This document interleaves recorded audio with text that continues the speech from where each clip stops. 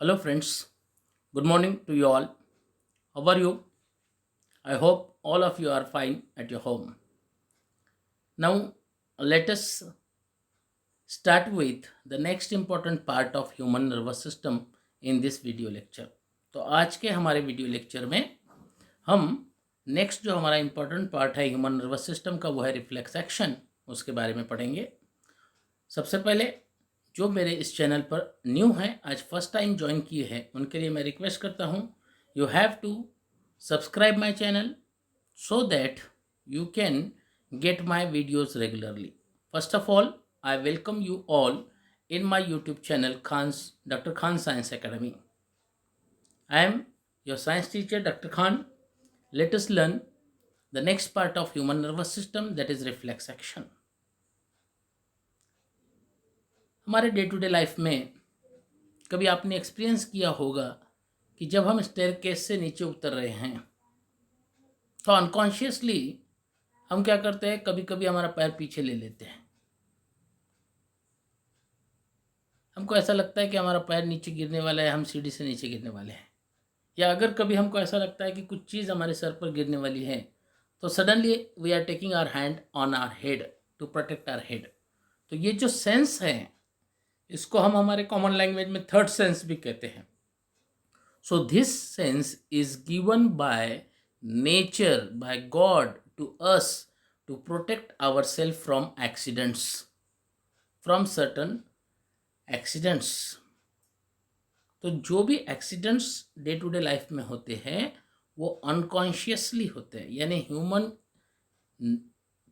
Being के जो carelessness की वजह से होते हैं। सबसे पहले तो हमारे पास ह्यूमन नर्वस सिस्टम है, तो नर्वस सिस्टम से हम सब कंट्रोल एंड कोऑर्डिनेट कर सकते हैं। लेकिन कुछ एक्शंस ऐसे होते हैं जिसको हमको क्विक रिस्पॉन्स देना पड़ता है, और वो एक्शंस को अगर नर्वस सिस्टम के भरोसे छोड़ दिया तो नर्वस सिस्टम में इम्पल्स जाएंगी।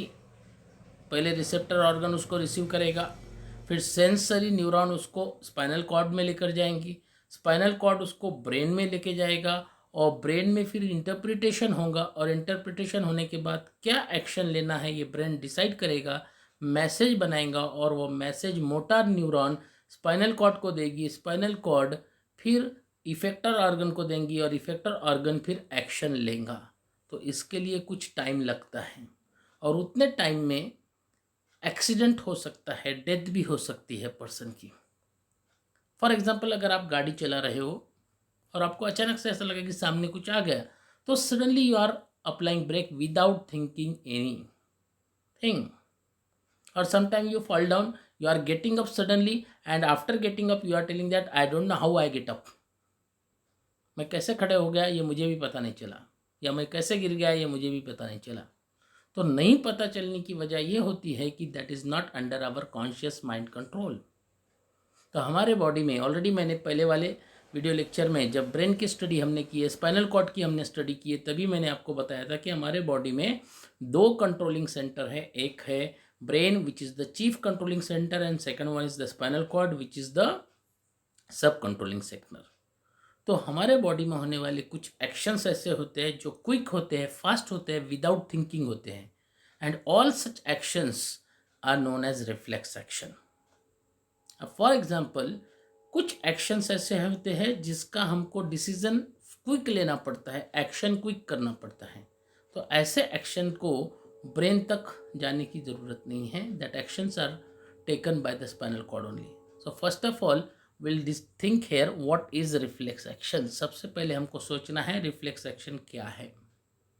सो reflex action is sudden unconscious involuntary response of the effector to the stimulus. जो भी स्टिमुलस है उसको जो sudden unconscious and involuntary response receptor और इफेक्टर ऑर्गन देता है उसको हम कहते हैं रिफ्लेक्स एक्शन। सो ये सडन एक्शन है, इनबॉर्न एक्शन है, क्विक एक्शन है, बिना सोचे समझे जो क्विक एक्शन हम लेते हैं उसे कहते हैं reflex action. For example, by chance अगर हमारा हाथ हॉट ऑब्जेक्ट पर पड़ गया तो बिना देखे कि हम वो हाथ को क्या करते हैं, विड्रॉ कर लेते हैं, खींच लेते हैं जोर से। We suddenly withdraw our hand if we suddenly touch a hot object. गलती से हमारा हाथ हॉट ऑब्जेक्ट को टच हो गया तो हम सडनली हाथ को विड्रॉ कर लेते हैं, that is the reflex action. वहाँ हम सोचते बैठते नहीं क्या करना है, हाथ को लेना है, पीछे कितना लेना है, क्या करना है, ये कुछ भी नहीं सोचते हैं। Suddenly we are taking our hand back. In this reflex action क्या होता है, हमने इससे पहले नर्वस सिस्टम का फंक्शन पढ़ा। नर्वस सिस्टम में क्या होता है, सबसे पहले रिसेप्टर ऑर्गन इम्पल्स को रिसीव करती है। इम्पल्स क्या होता है, any change in our surrounding is known as the impulse. Surrounding में जो भी चेंज होता है, लाइट, हीट, कोल्ड, जो भी चेंज होता है उसको हम इम्पल्स कहते हैं। वो इम्पल्स को रिसेप्टर ऑर्गन रिसीव करती है और रिसेप्टर ऑर्गन में से वो सेंसरी न्यूरॉन को जाती है, इलेक्ट्रोकेमिकल सिग्नल के फॉर्म में वो जाएंगी स्पाइनल कॉर्ड को, फिर जाएंगी ब्रेन को, ब्रेन में इंटरप्रिटेशन होगा, एक्शन डिसाइड होगा, मैसेज बनेगा, मैसेज आएगा स्पाइनल कॉर्ड को, फिर जाएगा मोटार न्यूरॉन को और मोटार न्यूरॉन लेकर जाएंगी इफेक्टर ऑर्गन को और फिर इफेक्ट होगा। इतना लंबा प्रोसेस है। लेकिन कुछ एक्शन ऐसे होते हैं जिसको सडन रिएक्शन करना ज़रूरी होता है, उसके लिए ये प्रोसेस सही नहीं है। So for this purpose in our body we are having one more controlling center and that is called as reflex action. So nerves, in this reflex action the nerves in the skin, that is the receptor, detect the heat and passes the message through the sensory nerve. अब हमारा ये जो example हमने देखे कि अचानक हमारा हाथ अगर गलती से हॉट ऑब्जेक्ट को लग गया तो हम हाथ को पीछे खींच लेते हैं। ये जो एक्शन है ये रिफ्लेक्स एक्शन है।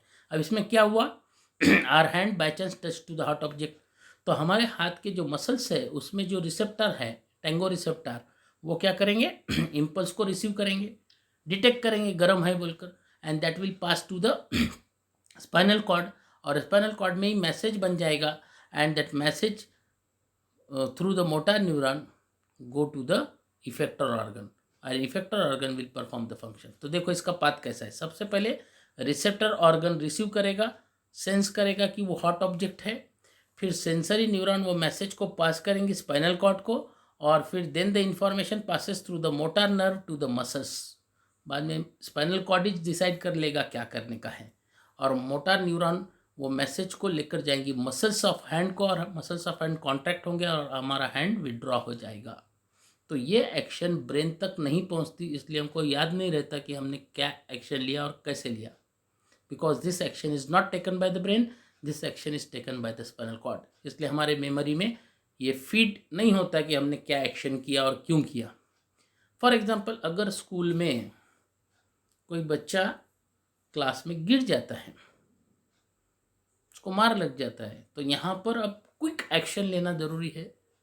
अगर क्लास में जो टीचर है उसने उसका मैसेज, उसका जो इम्पल्स है वो प्रिंसिपल तक भेजा, फिर प्रिंसिपल ने उसके ऊपर इंटरप्रिटेशन किया, डिसाइड किया कि क्या एक्शन लेना और फिर बाद में एक्शन लिया, तब तक तो वो बच्चे को बहुत मार लग जाएगा, ब्लीडिंग हो जाएंगी, नुकसान हो जाएगा। तो यहाँ पर टीचर क्या करेगा, प्रिंसिपल तक वो मैसेज भेजेगा ही नहीं, वो डायरेक्ट खुद एक्शन ले लेगा, क्या लेना है, फर्स्ट एड ट्रीटमेंट कर देगा। तो this is the quick response, ये क्विक रिस्पॉन्स है। अगर उसको प्रिंसिपल तक मैसेज भेजे तब तक तो बच्चे का ब्लीडिंग वगैरह खूब हो जाएगा और उसका लॉस हो जाएगा। हाँ, अगर बच्चा पढ़ाई में कम है, होमवर्क नहीं किया, तो यह मैसेज प्रिंसिपल तक जाएगा क्योंकि प्रिंसिपल डिसाइड करेगा कि अब इसको क्या एक्शन लेना है। तो जो एक्शन के लिए इंटरप्रिटेशन ज़रूरी होता है वो एक्शन ब्रेन तक जाते हैं, वहाँ पर इंटरप्रिटेशन थिंकिंग प्रोसेस होता है और फिर डिसाइड होता है एक्शन, क्या एक्शन लेना है। लेकिन ऐसे बहुत सारे इम्पल्सेस होते हैं जिसको इंटरप्रिटेशन की नीड नहीं होती है, तो वो सारे इम्पल्स स्पाइनल कॉर्ड तक जाते हैं और स्पाइनल कॉर्ड ही उसका एक्शन डिसाइड करता है। तो that are called as reflex action. तो रिफ्लेक्स एक्शन का कंट्रोलिंग सेंटर होता है spinal cord. Now how this process takes place that we have to learn. अब ये प्रोसेस एक्चुअली होता कैसे है ये हम यहाँ पर देखेंगे। अब हमारे एग्जाम्पल में हमने क्या देखे थे कि बाय चांस हमारा हाथ हॉट ऑब्जेक्ट को टच हो गया। तो देखो इस डायग्राम में आप क्लियरली देख सकते हैं, this is the finger of our hand which touches to the burning matchstick. गलती से मैच स्टिक को टच हो गई, तो ये मसल्स में जो रिसेप्टर है, टेंगो रिसेप्टर, वो रिसीव करेंगे हॉट फीलिंग को और ये सेंसरी न्यूरॉन, ये जो थ्रेड लाइक स्ट्रक्चर है सेंसरी न्यूरॉन, ये लेके जाएंगी स्पाइनल कॉर्ड तक और स्पाइनल कॉर्ड में फिर ये इंटर न्यूरॉन स्पाइनल कॉर्ड है स्पाइनल कॉर्ड के अंदर इंटर न्यूरॉन है। तो यहाँ पर इंटरप्रिटेशन नहीं होने की गरज नहीं है, खाली मैसेज में कन्वर्ट हो जाएगा वो, और वो मैसेज जाएगा मोटर न्यूरॉन को, और मोटर न्यूरॉन फिर ये हमारे जो हैंड के मसल्स है, बाइसेप और ट्राइसेप मसल्स, उसको मैसेज आएगा और मसल सडनली कांटेक्ट हो जाएंगे और हमारा हाथ क्या हो जाएगा, विड्रॉ हो जाएगा। तो इस तरह से रिफ्लेक्स एक्शन का काम होता है, और उसका कंट्रोलिंग सेंटर ये स्पाइनल कॉर्ड है। ब्रेन का इसमें कोई कांटेक्ट नहीं होता है। In this three dimensional diagram also you can सी, इसमें भी आप देख सकते हैं, ये जो है स्पाइनल कॉर्ड है, ये स्पाइनल कॉर्ड है। यहाँ पर है हमारा हाथ, उस पर पिन प्रिक कर रहे हैं हम, पिन चुबा रहे हैं, we are pricking the pin to the hand.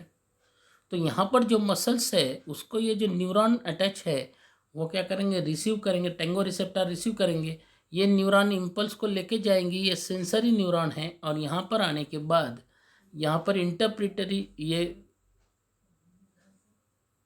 Inter neuron है, वो इंटर न्यूरॉन क्या करेंगी, वो इम्पल्स को मैसेज में कन्वर्ट करके मोटर न्यूरॉन को देंगी, फिर मोटर न्यूरॉन इसको लेके जाएंगी effector organ. Generally effector organ होता है हमारा मसल्स या आईलिड होता है। So in this way this action is taken quickly without thinking, without interpretation, and this is controlled by spinal cord only. All such action are known as the reflex action. अब reflex action में write a short note on reflex action. What is reflex action? Give two example or explain the concept reflex action with suitable example, या फिर ये diagram आ सकती है आपको। तो यहाँ पर जो पाथ होता है इम्पल्स का, वो इफ रिसेप्टर ऑर्गन से सेंसरी न्यूरॉन, सेंसरी न्यूरॉन से स्पाइनल कॉर्ड में से इंटर न्यूरॉन, फिर मोटर न्यूरॉन, फिर इफेक्टर ऑर्गन, ये होता है। तो ये जो पाथ है इम्पल्स का, this path is known as reflex arc. ये पाथ को हम क्या कहते हैं, रिफ्लेक्स आर्क कहते हैं। और एक एग्जांपल हम डे टू डे लाइफ में जो बहुत बार हमारे साथ होता है रिफ्लेक्स एक्शन का, वो लेंगे कि अगर सडनली आपके आँख में कचरा चले गया, if a dirt particle enter in your eye suddenly, then what will happen, वहाँ पर भी रिफ्लेक्स एक्शन होगा, वो भी ब्रेन तक नहीं जाएगा मैसेज। तो हमारे आई मसल्स में जो टेंगो रिसेप्टर्स हैं, वो रिसेप्टर ये इम्पल्स को रिसीव करेंगे, सेंसरी न्यूरॉन आई को अटैच है, वो लेकर जाएंगे स्पाइनल कॉर्ड तक, और स्पाइनल कॉर्ड में से फिर मोटर न्यूरॉन में से वापस आएंगे, मैसेज आएगा हमारे आईलिड के मसल्स को और टीयर ग्लैंड को। आईलिड की मसल्स ब्लिंकनिंग शुरू कर देंगी और टीयर ग्लैंड में से टीयर यानी वाटर आना शुरू हो जाएगा, और वो जो भी कचरा है वो बाहर आ जाएगा। So this is how reflex action work. अब ये जो रिफ्लेक्स एक्शन है, actually it is a gift of God to human being to protect them. तो पहले तो हमारे पास नर्वस सिस्टम है, सेंस है, उसके बाद रिफ्लेक्स एक्शन भी है। इतना सब होने के बाद भी अगर एक्सीडेंट्स होते हैं, इसका मतलब जो भी एक्सीडेंट होता है उसमें जो पर्सन का एक्सीडेंट होता है वो बहुत ज़्यादा केयरलेस होता है। केयरलेसली अगर किसी ने एक्शन किया तो ही एक्सीडेंट हो सकते हैं। Now see reflex arc. तो जो पाथवे मैंने आपको बताया था उसको हम यहाँ पर कहते हैं रिफ्लेक्स आर्क। देखो अभी क्या है, से ये है हमारा फिंगर, यहाँ पर ये हॉट ऑब्जेक्ट टच हो रहा है, तो ये फिंगर के मसल्स में जो टेंगो रिसेप्टर्स है वो रिसीव करेंगे उसको, हॉटनेस को। रिसीव करने के बाद यहाँ पर ये सेंसरी न्यूरॉन नर्व अटैच है, ये इम्पल्स को कैरी करेंगी। कहाँ तक कैरी करेंगी, यहाँ तक स्पाइनल कॉर्ड तक कैरी करेंगी। यहाँ पर इंटर न्यूरॉन है, ये इंटर न्यूरॉन वो इम्पल्स को कन्वर्ट कर देंगी मैसेज में, और ये मोटर न्यूरॉन मैसेज को लेकर आएगी इफेक्टर ऑर्गन को। इफेक्टर ऑर्गन जनरली कौन होता है, तो जनरली इफेक्टर ऑर्गन मसल्स या ग्लैंड्स होते हैं। रिसेप्टर ऑर्गन का मतलब द ऑर्गन और the part of the body which receives the impulse. जो इम्पल्स को रिसीव करता है उसको हम रिसेप्टर, रिसीव करने वाला, और जो एक्शन लेता है उसको हम इफेक्टर ऑर्गन कहते हैं। और जो नर्व इम्पल्स कैरी करती है उसे हम सेंसरी न्यूरॉन कहते हैं, जो नर्व मैसेज कैरी करती है उसे हम मोटर न्यूरॉन कहते हैं। तो ये क्या है, पेरिफेरल नर्वस सिस्टम है और ये सेंट्रल नर्वस सिस्टम है। सेंट्रल नर्वस सिस्टम में स्पाइनल कॉर्ड आएगा और पेरिफेरल नर्वस सिस्टम में ये नर्व्स आएंगे। तो इन this way this is nothing but the path. ये क्या है? पाथ है पूरे रिफ्लेक्स एक्शन का, और ये पाथ को हम कहते हैं reflex arc. This path is known as reflex arc. अब यहाँ पर 3 डायमेंशनल पिक्चर में आपको रिफ्लेक्स आर्क कंप्लीटली देखने को मिलेंगी। What is reflex arc? The path of the impulse in reflex action from receptor organ to the spinal cord, from spinal cord to the effector organ is known as reflex arc। ये जो path है इसको हम reflex arc कहते हैं। अभी देखो यहाँ पर है हमारा मसल, मसल में हम पिन को प्रिक कर रहे फिंगर के मसल्स में, तो यहाँ पर रिसेप्टर है, कौन से? Tango receptor. ये रिसेप्टर वो पिन प्रिकिंग का इम्पल्स को रिसीव करेगा, फिर इसको ये मसल्स को अटैच है ये नर्व्स। ये नर्व्स कौन से हैं? Sensory neuron. ये सेंसरी न्यूरॉन ये इम्पल्स को कैरी करेगा, सेंसरी न्यूरॉन। ये cell body of the neuron है और ये आएगा स्पाइनल कॉर्ड तक। ये डॉर्सल रूट है, डॉर्सल रूट सेंसरी रहती, और वेंट्रल रूट ये कौन सी रहती? मोटर। ये डॉर्सल पार्ट है स्पाइनल कॉर्ड का, ये वेंट्रल पार्ट है, ये वाइट मैटर है, ये ग्रे मैटर है, ये सेंट्रल पार्ट है। अब यहाँ पर दोनों को जोड़ने वाला ये इंटर न्यूरॉन है, तो ये इम्पल्स कन्वर्ट हो जाएगा मैसेज में, और ये मोटर न्यूरॉन मैसेज को लेकर जाएगी इफेक्टर ऑर्गन तक।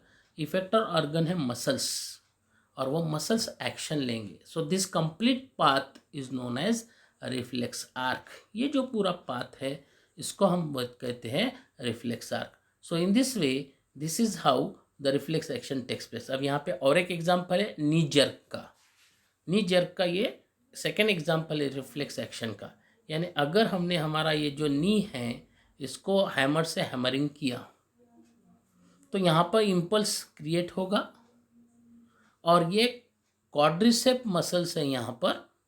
तो यहाँ पर क्या होगा? ये जो सेंसरी न्यूरॉन हैं, ये सेंसरी न्यूरॉन इम्पल्स को लेकर जाएंगी स्पाइनल कॉर्ड तक। ग्रे मैटर है स्पाइनल कॉर्ड का, वाइट मैटर है बाहर का, अंदर का ग्रे मैटर है।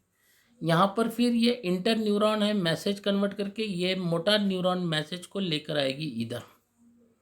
किधर लाएगी? ये दोनों मसल्स में लाएगी। ये 2 ब्रांचेस है मोटर न्यूरॉन की। जैसे ही मैसेज आएगा तो ये मसल्स कांटेक्ट हो जाएंगे और हमारा लेग बेंड हो जाएगा। So this we called as the knee jerk. इसको हम क्या कहेंगे? Knee jerk. It is the second example of reflex action. So आज हमने इस वीडियो लेक्चर में रिफ्लेक्स एक्शन ये कॉन्सेप्ट पढ़ा, और दूसरा जो इम्पोर्टेंट कॉन्सेप्ट पढ़ा वो है रिफ्लेक्स आर्क। तो मैंने आपको रिफ्लेक्स आर्क बताया। अब यहाँ पर रिफ्लेक्स आर्क की हम डेफिनेशन देख लेते हैं। The pathway of the reflex action is called reflex arc. Reflex action का जो पाथ है, जो मार्ग है, जो रास्ता है, उसे हम कहेंगे reflex arc. In a reflex arc the stimulus is received by the receptor. अब रिफ्लेक्स आर्क में स्टिमुलस को कौन रिसीव करता है? रिसेप्टर्स, जिसको हम सेंस ऑर्गन कहते हैं। Then it passes through the sensory neuron to the spinal cord, और स्पाइनल कॉर्ड से आएंगी मोटर न्यूरॉन में, और मोटर न्यूरॉन से जाएंगी इफेक्टर ऑर्गन को, जो कि मसल्स या ग्लैंड होता है। तो इस तरह से रिफ्लेक्स एक्शन का ये रिफ्लेक्स आर्क का ये कंप्लीट पाथ है, और ये पाथ को हम कहते हैं रिफ्लेक्स आर्क। हमने 3 डायमेंशनल में देख लिया। अब यहाँ पर भी हम फ्लो चार्ट के फॉर्म में देख सकते हैं।